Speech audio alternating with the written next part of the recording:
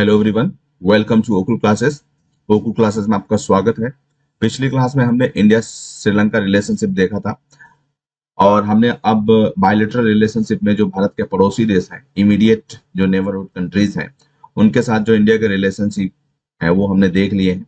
अब हम जो है कुछ और एरियाज जो रीजनल सिक्योरिटी के लिए इंडिया के लिए जरूरी है, like Indian ocean rim association और उससे रिलेटेड जो इंडियन सिक्योरिटी है। इंडियन ओशन में चूंकि हम जानते हैं कि इंडिया नेट सिक्योरिटी प्रोवाइडर के रूप में जाना जाता है। नेट सिक्योरिटी प्रोवाइडर का मतलब होता है टोटल सिक्योरिटी, यानी कि वाटर में भी, एयर में भी एंड लैंड पे भी, हर तरह की जो सिक्योरिटी है इंडिया यहाँ पे प्रोवाइड करता है। ठीक है, तो ये एक नेट सिक्योरिटी प्रोवाइडर के रूप में इंडियन ओशन में जो इंडियन सिक्योरिटी है उस पर हम बात करते हैं। ये आप देख सकते हो, जो ये इंडियन ओशन है, ये इंडियन ओशन रीजन है पूरा। ठीक है, और इसमें जो कंट्रीज हैं उनको आप यहाँ पे देख सकते हो। ठीक, इंडियन ओशन रीजन में जो है, जो इंडियन आईओआर है, आईओआर रिम जो है इंडियन ओशन रिम एसोसिएशन। ठीक है, जो इंडियन ओशन रिम एसोसिएशन है उसमें 23 कंट्रीज हैं, राइट। और इसकी जो स्थापना हुई थी फॉर्मली 1997 में हुई थी, और उसके बाद से इन देशों के बीच में जो कोऑपरेशन है हर लेवल पे, इकोनॉमिक, जियोपॉलिटिकल, स्ट्रेटेजिक, डिफेंस, इन सब रीजन्स में, और जो कोऑपरेशन है उसको इनहेंस करने के लिए और उसको मजबूत बनाने के लिए ये एसोसिएशन की स्थापना की गई थी। ठीक है, हालांकि हम इस टॉप क्लास में हम इंडियन ओशन रीजन में इंडियन सिक्योरिटी पर चर्चा करने वाले हैं। ठीक है, तो ये मैंने एक बैकग्राउंड देने की कोशिश आपको की है। आइए देखते हैं, हम अपना टॉपिक शुरू करते हैं। तो जो इंडिया की सिक्योरिटी है, बेसिकली एनर्जी सिक्योरिटी की अगर बात करें तो वो कई, भारत की जो सिक्योरिटी यहाँ पे मल्टी फैसेट सिक्योरिटी कंसर्न्स हैं। इंडिया के यहाँ पे बहुत सारे सिक्योरिटी कंसर्न्स हैं, तो उसमें जो सबसे महत्वपूर्ण है वो है एक एनर्जी सिक्योरिटी। ठीक है, जो भारत के कच्चे तेल की जो आवश्यकता होती है उसका 80% ये यहीं से आयात किया जाता है, हिंद महासागर से ही आयात किया जाता है। इनफैक्ट हिंद महासागर रीजन से ही। और अगर हम यह देखें कि जो टोटल जो हमारा ऑयल है, जो ऑयल इंपोर्ट्स है, वो एक तो समुद्र के द्वारा किया जाता है, दूसरा जो ऑफशोर ऑयल प्रोडक्शन है, जैसे कि आप बॉम्बे हाई, ठीक है, ये जो ऑयल प्रोडक्शन है वो भी हिंद महासागर में किया जाता है, और जो पेट्रोलियम एक्सपोर्ट्स हैं वो भी हिंद महासागर में किया जाता है। और इसको अगर मिला दिया जाए सारा को, ठीक है, तो जो इंडियन ओशन पे इंडिया की डिपेंडेंसी है एनर्जी सिक्योरिटी यानी ऑयल को लेकर के, तो वो 93% तक पहुंच जाती है। इस दृष्टिकोण से जो इंडियन ओशन रीजन है वो भारत के लिए काफी महत्वपूर्ण है, और यहाँ पे जो ऑयल रूट है उसकी सेफ्टी इंडिया की जो सिक्योरिटी कंसर्न्स हैं उससे रिलेटेड है। क्योंकि जैसा कि हम जानते हैं कि जो इंडियन ओशन है इसमें चाइना कई सारी जो है पॉलिसीज या स्ट्रेटजीज के माध्यम से इंडिया को इंसर्कल करने की कोशिश कर रहा है। जैसे आप अगर बात करें तो मैरीटाइम सिल्क रोड की, ठीक है, इसी के साथ स्ट्रिंग ऑफ पॉल्स जो चाइना की पॉलिसी है, सीपेक भी आप इसमें ले सकते हो, चाइना पाकिस्तान इकोनॉमिक कॉरिडोर जो है। ठीक है, तो इन सब से क्या हो रहा है कि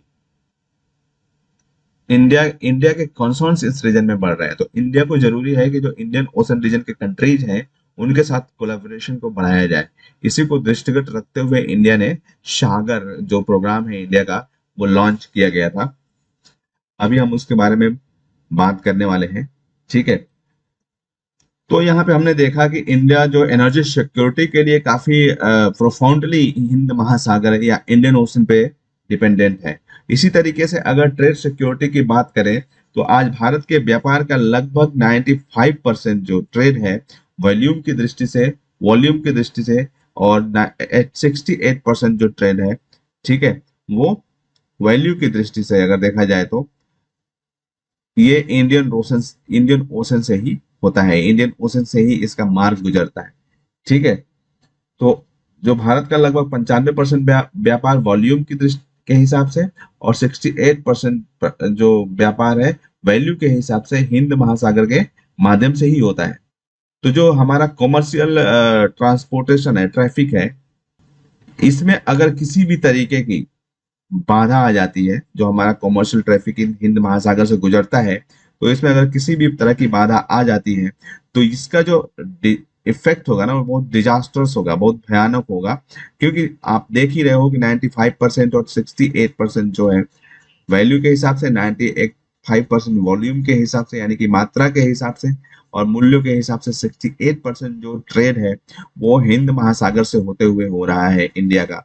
तो अगर इस जो कमर्शियल ट्रैफिक है इसमें कोई भी हर्डल आता है, कोई भी बाधा आता है, अगर चाइना ही कुछ ऐसा कर देता है कि वो इसको रोक देता है, ठीक है, तो आप सोच सकते हैं कि इसका कितना ही विनाशकारी प्रभाव भारत की अर्थव्यवस्था पर और जो हमारे अर्थव्यवस्था के उद्देश्य हैं, जो हमारे लोगों के सामाजिक आर्थिक विकास की जो योजनाएं हैं और जो हमारे लोगों की जो नीड्स है उसको पूरा करने में कितनी बड़ी समस्या का सामना करना पड़ेगा। तो इस दृष्टिकोण से भी हिंद महासागर जो रीजन है वो इंडिया के लिए काफी महत्वपूर्ण है। अगर हम बात करें हिंद महासागर में जो सी लाइंस जो इनको हम बोलते हैं ट्रेड रूट्स बोलते हैं, ठीक है, आप यहाँ पे देख सकते हो कि जो हिंद महासागर में जो ट्रेड रूट्स हैं वो कितना एक तरीके से इंटेंसली आपको यहाँ पे दिखाई दे सकते हैं। हिंद महासागर से जो इंडियन ओशन है, यहाँ से इंडिया, पहले क्या होता था कि जब ये सुएज नहर का निर्माण नहीं हुआ था तो उसके पहले हमको इंडिया में जो यूरोपियन ट्रेडर्स आते थे वो केप ऑफ गुड होप यानी अफ्रीका का जो दक्षिणतम बिंदु है वहां से होते हुए आते थे, ठीक है। लेकिन जब सुएज नहर बन गया तो इंडियन ओशन से आप जो है यहाँ गल्फ ऑफ अदन से होते हुए, रेड सी होते हुए, यहाँ से सुएज नहर को क्रॉस करके आप मेडिटेरियन सी में पहुंच सकते हो और मेडिटेरियन सी से आप यूरोप में जा सकते हो, ठीक। तो ये काफी महत्वपूर्ण ट्रेड रूट यहाँ पे डेवलप होता हुआ आपको दिखाई देगा। फिर अरब की खाड़ी से होते हुए, अरब सागर से, सॉरी, अरब के सागर से होते हुए आप जो है यहाँ गल्फ में जा सकते हो, गल्फ कंट्रीज में जा सकते हो। यहाँ से ऑयल एक्सपोर्ट्स काफी अच्छे से इंडिया, यहाँ जो मुंबई, यहाँ पे जो हमारे पोर्ट्स हैं उनका जो गल्फ कंट्रीज के साथ ऑयल एक्सपोर्ट है वहां से काफी फीजिबिलिटी होती है इंडिया के लिए। तो इसलिए जो हमारा सी रूट है वो इंडिया का एक तरीके से ट्रेड की लाइफ लाइन कही जा सकती है। फिर यहाँ अगर हम ईस्ट में देखें तो यहाँ से इंडिया मलक्का जो जल डब्रूमध्य है, मलक्का स्ट्रेट है, वहां से होते हुए साउथ चाइना सी होते हुए पैसिफिक ओशन में जा सकता है, ठीक है। यहाँ से इंडिया का ट्रेड भी काफी है। इसी तरीके से जो ये आसियान कंट्रीज हैं उनके साथ इंडिया का ट्रेड, ठीक है। तो ये अगर ट्रेड के दृष्टिकोण से देखा जाए तो ये जो आपको लाइंस दिखाई दे रही हैं ये ट्रेड रूट्स हैं, ठीक है। तो इंडिया के लिए हिंद महासागर काफी महत्वपूर्ण है, ठीक है। अगर हम संसाधनों की बात करें तो संसाधनों के मामले में भी जो हिंद महासागर की जो संसाधन है, इंडियन ओशन की जो रिसोर्सेज हैं उस पे इंडिया की डिपेंडेंसी काफी ज्यादा है। अगर फिशिंग की बात करें, एक्वाकल्चरल इंडस्ट्रीज की बात करें, ठीक है, तो जो फिशिंग और एक्वाकल्चर इंडस्ट्रीज निर्यात का एक प्रमुख स्रोत जो है होने के साथ साथ ये 14 मिलियन लोगों को यहाँ पे एम्प्लॉयमेंट भी प्रोवाइड कराते हैं, रोजगार भी देते हैं। और ठीक है, और इसलिए इंडिया को यहाँ पे अपनी जो प्रेजेंस है उसको सिक्योर करना इंडियन ओशन रीजन में काफी महत्वपूर्ण है।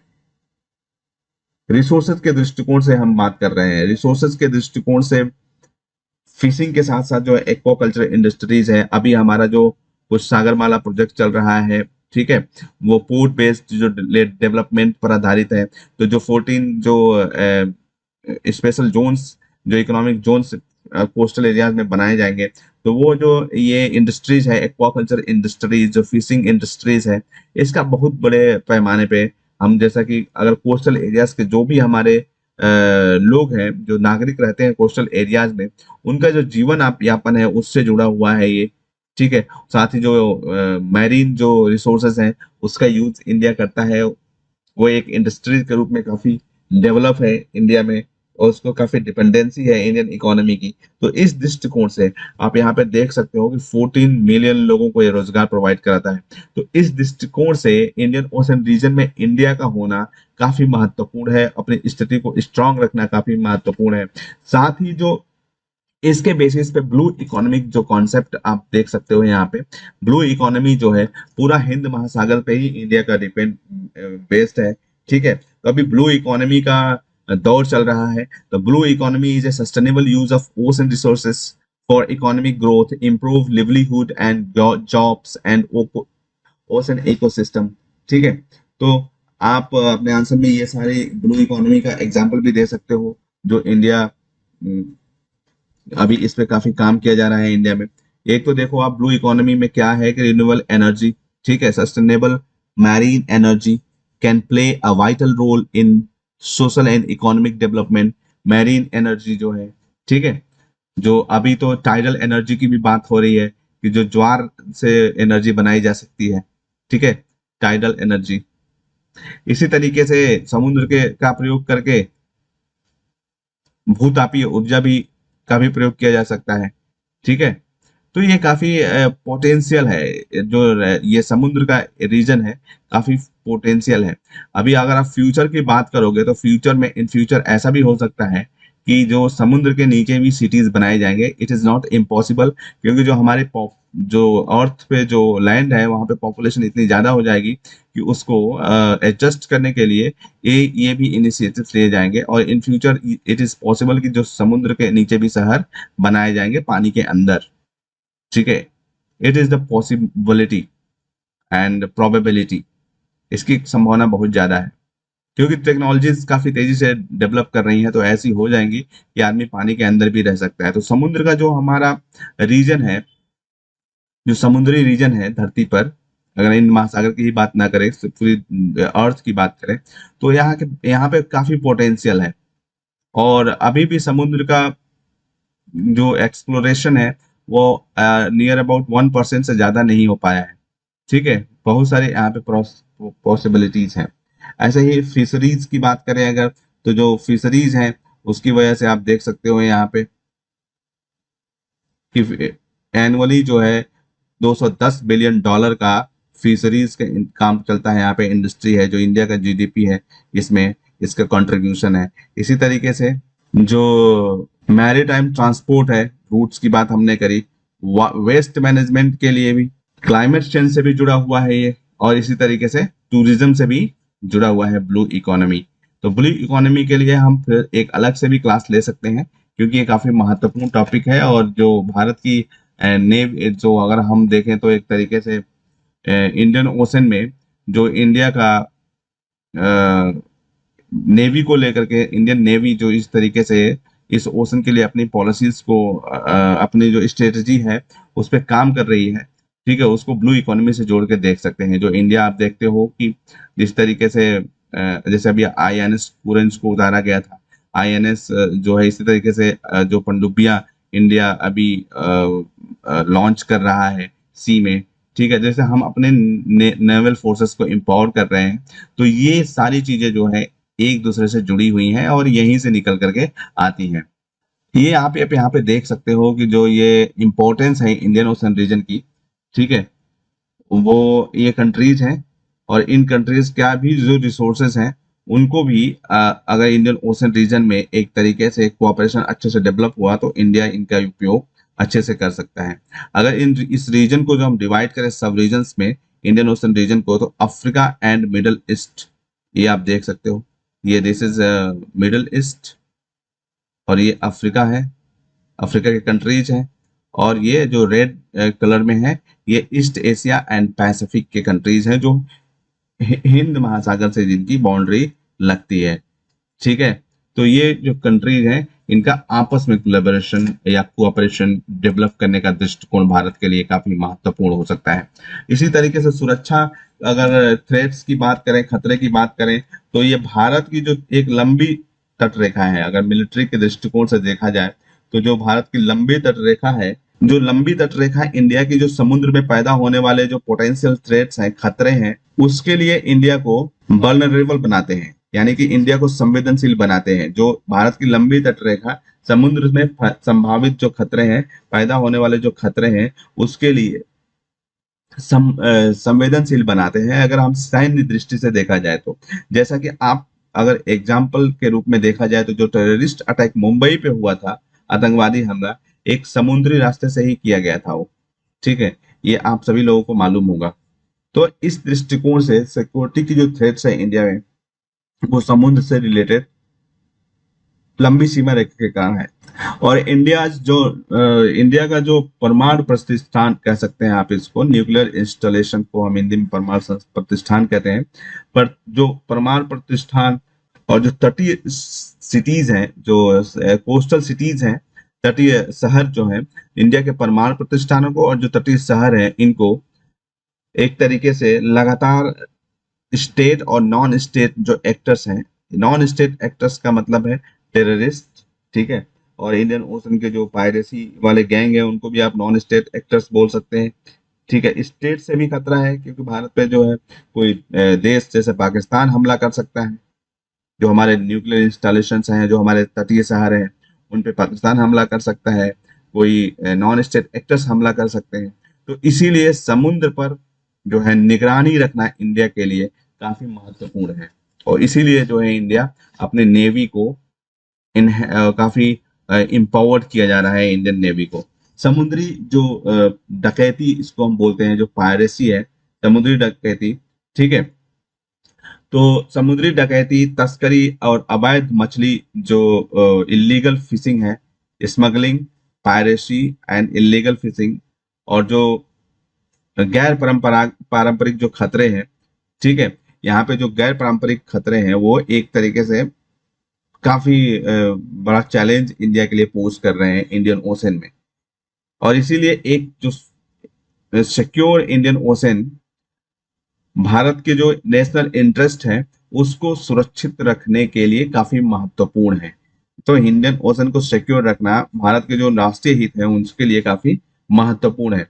जैसे गुजरात का तट, मुंबई का तट, जो यहाँ पे जो नशीली दवाओं की या फिर आप कह सकते हो कि ड्रग्स की जो तस्करी की जाती है, वहाँ कई सारे ऐसे मामले जो है सामने आए हैं पास्ट में। तो ये रीजन जो है इस दृष्टिकोण से भी काफी महत्वपूर्ण हो जाता है।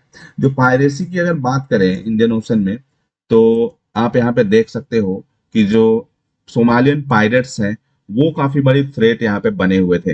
अगर सोमालियन पायरेट्स की जो रीच है, आउटरीच है, 2008 में आप देख सकते हो वो काफी सीमित एरियाज में थे, ठीक, लेकिन 2009 में उनकी आउटरीच काफी बढ़ गई और 2010 में और भी ज्यादा बढ़ गई। आप यहाँ पे देख सकते हो पूरा इंडिया का अरब सागर और इंडिया के कोस्टल एरिया तक जो है ये पायरेसी की घटनाएं बढ़ने लगी। ये जो सोमालियन जो पायरेट्स हैं, Somalia is an failed state, आप कह सकते हो उसको फेल्ड स्टेट। तो यहाँ पे जो लोग हैं वो उनके पास, उनका ना तो सोशो इकोनॉमिक डेवलपमेंट हुआ है, ना ही जो उनकी रिक्वायरमेंट्स है वो पूरी हो पाती है।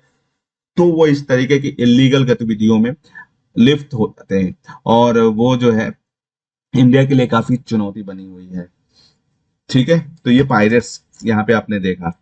अब हम यहाँ पे देखते हैं कि इंडिया ने हिंद महासागर को लेकर के जो पॉलिसी अपनी लॉन्च करी थी, security and growth for the all in the region, क्षेत्र में सभी के लिए सुरक्षा और विकास, और इसको सागर नाम दिया गया।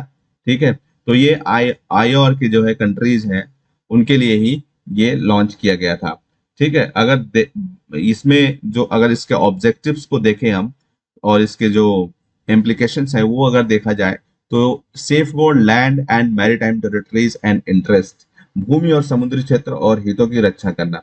तो जो ये सागर इनिशिएटिव है, इसके अंदर जो है लैंड और जो मैरीटाइम रीजन्स हैं वहां पर जो इंटरेस्ट है उसकी रक्षा करने के लिए कैपेबिलिटी, क्षमता बढ़ाने यानी कैपेसिटी बिल्डिंग पे फोकस किया जा रहा है। तो इस कैपेसिटी को बढ़ाया जाएगा, कैपेसिटी को इनहेंस किया जाएगा, ताकि जो है इस सुरक्षित वहां पर अपने इंटरेस्ट को किया जा सके। और इसके लिए इंडिया ने 16 और जो अदर कंट्रीज हैं उनके साथ अंडमान और निकोबार द्वीप समूह में, आप यहाँ पे देख सकते हो, मिलन मिलन नाम का एक मल्टीलेटरल नेवल एक्सरसाइज किया, ठीक है। और जो रिम पैसिफिक एक्सरसाइज है, रिम पैसिफिक एक्सरसाइज, वो भी किया गया इंडिया के द्वारा।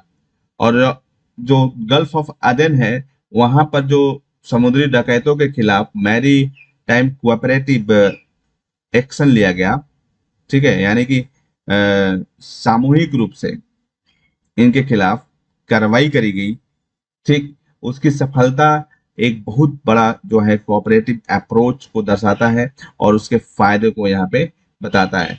और इसकी वजह से आप देखोगे जो ये कोऑपरेटिव एफर्ट्स किए गए, मैरीटाइम कोऑपरेटिव एक्शन लिया गया था कोऑपरेटिव अप्रोच के तहत, उसकी वजह से जो पायरेसी है उसमें काफी ड्रामेटिक रूप से कमी दिखाई देती है, ठीक है। तो ये इंडियन ओशन में जो सागर जो हमारा एक महत्वाकांक्षी परियोजना है, security and growth for all in the region, उसके तहत पायरेट्स से निपटने के लिए सारे देशों ने मिलकर के एफर्ट किया।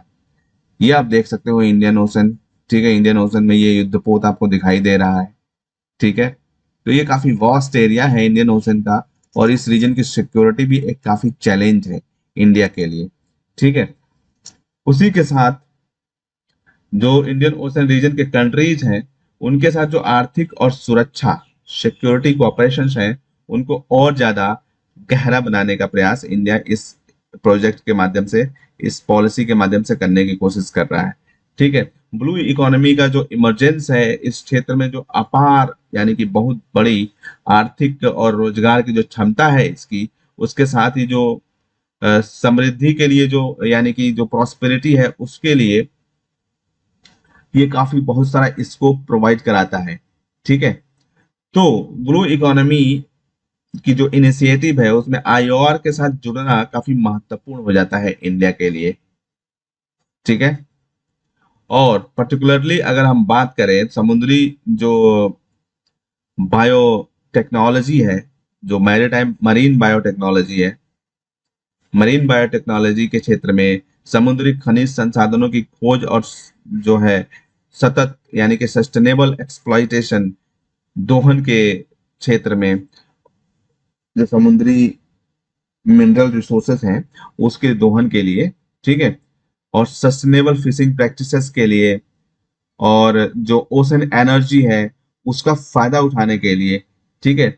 भारत हिंद महासागर में और उससे भी आगे जो उसके आगे के जो तटीय राज्य हैं उनके बीच में बंदरगाहों के माध्यम से जो कनेक्टिविटी है उसको इम्प्रूव करने के लिए काफी डेडिकेटेड है, ठीक है। तो ये आप देख सकते हो ब्लू इकोनॉमी के को और भी ज्यादा बढ़ाने के लिए इंडिया किस तरीके से इस रीजन में डेडिकेटेड है, और कनेक्टिविटी को बढ़ाया जा रहा है। जो हिंटरलैंड कनेक्टिविटी है उसको सागरमाला से बढ़ाया जाएगा, और सागर से जो है जो तटीय राज्य हैं उनकी कनेक्टिविटी हिंद महासागर रीजन के जो कंट्रीज हैं उनके साथ बढ़ाई जाएगी। इसी तरीके से डिजास्टर मैनेजमेंट, तो जो नेचुरल डिजास्टर्स हैं और जो मैरीटाइम चैलेंजेस हैं, थ्रेट्स हैं, जैसे कि पायरेसी, टेररिज्म और जो नॉन स्टेट एक्टर्स हैं उनकी उपस्थिति, ठीक है। तो उससे निपटना सागर के तहत एक गोल बनाया गया है, और वो भी कलेक्टिव एक्शन के माध्यम से, यानी कि सामूहिक कार्रवाई को बढ़ावा देकर के। और भारत जो आपदा के दौरान जो तटवर्ती द्वीपों की जो सहायता प्रदान करने में काफी सक्रिय है, ठीक है।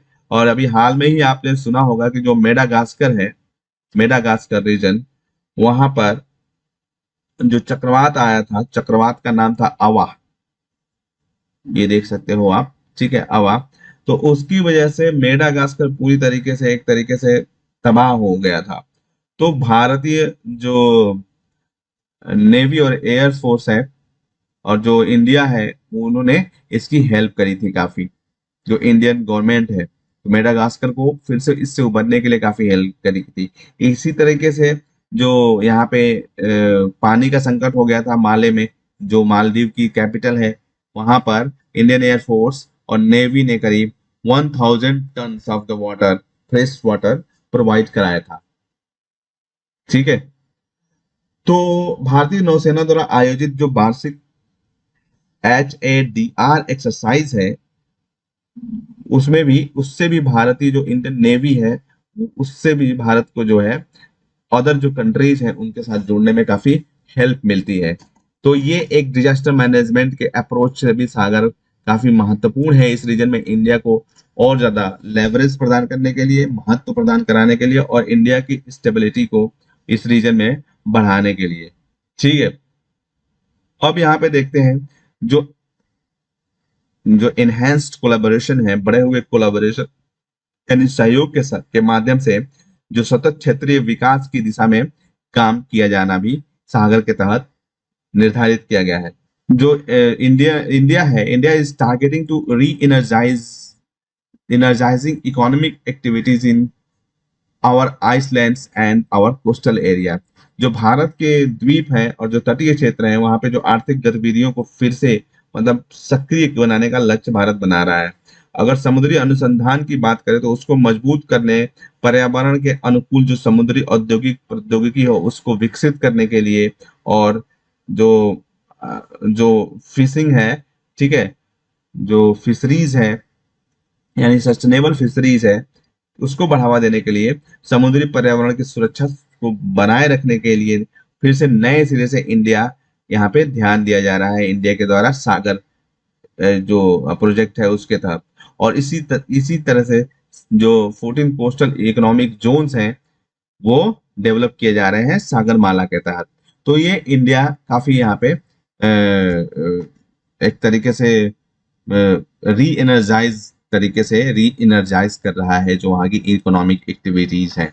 इसी के साथ जो सागर का एक और ऑब्जेक्टिव आप यहाँ पे देख सकते हो, एंगेजिंग विथ कंट्रीज, देशों के साथ जुड़ाव। तो सागर के तहत जो सबसे ज्यादा विश्वास बनाने वाली जो बात है वो है मैरीटाइम जो रूल्स नॉर्म्स और जो डिस्प्यूट्स हैं उनका रिजोल्यूशन पीसफुल रिजोल्यूशन के लिए जो देशों के रिस्पेक्ट्स हैं उसको बढ़ावा देने के उद्देश्य से जो हमारे तटीय देश हैं उनके साथ जुड़ने के लिए सागर के अंदर इंडिया ने एक लक्ष्य बनाया है। ठीक है, भारत, श्रीलंका, मालदीव, मॉरिशस और सेशल्स जैसे जो कंट्रीज हैं, भारत, श्रीलंका, मालदीव, मॉरिशस और सेशल्स, इन दो देशों के साथ जो है भारत काम कर रहा है इसमें और ज्यादा इंप्रूवमेंट लाने के लिए। तो और जो अगर अन्य इनिशिएटिव्स की बात करें, ठीक है, तो म्यांमार में जो सितवे प्रोजेक्ट है, जो सितवे हमारा जो पोर्ट है म्यांमार में इंडिया डेवलप कर रहा है। उसी तरीके से कालादान परिवहन परियोजना जो है और जो थाईलैंड में ट्राइलेटरल हाईवे है, ठीक है, और ईरान में जो चाबहार प्रोजेक्ट है वो भी कंट्रीज के साथ इंगेज करने के लिए इंडिया का इनिशिएटिव है। और इंडिया इस तरीके से इस रीजन में अपनी जो कनेक्टिविटी है उसको इम्प्रूव कर रहा है, क्योंकि कनेक्टिविटी ही सब कुछ है आज के जमाने में। अगर हम इंटरनेशनल पॉलिटिक्स की बात करें तो if you have no connectivity then you can not play in the world's international affair. तो इसके लिए जरूरी है कि आप अपनी कनेक्टिविटी को इनहेंस करें। तो हर देश जो है कनेक्टिविटी को इनहेंस करने में लगा हुआ है। आप चाहे चाइना को देख लीजिए, आप चाहे यूएस को देख लीजिए, आप चाहे इंडिया को देख लीजिए, आप चाहे पाकिस्तान को देख लीजिए, सारे देश जो है इस तरीके से कनेक्टिविटी को इम्प्रूव करने में लगे हुए। तो इंडियन ओशन में हमने इंडिया की जो सिक्योरिटी थ्रेट्स हैं उसको देखा और जो उससे निपटने के लिए जो इंडिया सागर जो प्रोजेक्ट लेकर के आया है उसको देखा है। तो आज के लिए बस इतना ही। फिर अगली क्लास में हम इंडो पैसिफिक रीजन पे चर्चा करेंगे, इंडिया के लिए क्या इंपॉर्टेंस है और क्या चैलेंजेस हैं उस पर चर्चा करेंगे। तो जो अगली क्लास है वो आपके लिए काफी महत्वपूर्ण होगी। तो अगर आपने अभी तक हमारे चैनल को सब्सक्राइब नहीं किया है तो जल्दी से कर लीजिए और साथ ही बेल आइकॉन को प्रेस कर लीजिए ताकि आपको हमारे आगे आने वाले वीडियोस के नोटिफिकेशन समय समय पर मिलते रहे। अगर आपको इस टॉपिक में समझाए गए किसी भी कॉन्सेप्ट को लेकर कोई भी क्वेरी है तो आप नीचे कमेंट सेक्शन में लिख सकते हैं। मैं खुद पर्सनली उसका रिप्लाई 24 घंटे के भीतर करूंगा। आप हमें सुझाव भी दे सकते हैं ताकि अगर जरूरत पड़े तो हम उसमें सुधार कर सकते हैं। आप हमसे हमारी ओकुल वेबसाइट, हमारे Facebook page, Twitter page, Telegram channel या फिर ईमेल के माध्यम से जुड़ सकते हैं। ये सभी लिंक्स नीचे डिस्क्रिप्शन में दिए गए हैं। और इन वीडियोस को अपने दोस्तों के साथ, अपने कोलिग्स के साथ शेयर करना नहीं भूलें ताकि इनसे उनकी भी हेल्प हो सके। इस सेशन में हमसे जुड़ने के लिए धन्यवाद। फिर मिलते हैं अगले सेशन में। तब तक ओकुल के साथ लर्निंग को एंजॉय करते रहें। Thank you so much.